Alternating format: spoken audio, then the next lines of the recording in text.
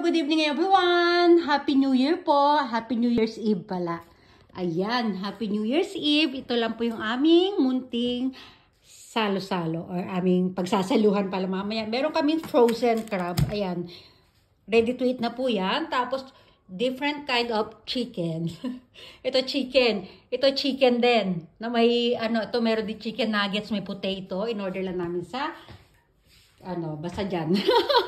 Tapos ito, meron kaming mga, ayan, yung tarts na tinatawag, ayan, tapos yung mga mikan kami lang aming, fruits pala. Tapos, meron kami dito, ayan, yung aming iba't ibang klaseng cake. Ito po yung aming Happy New Year cake.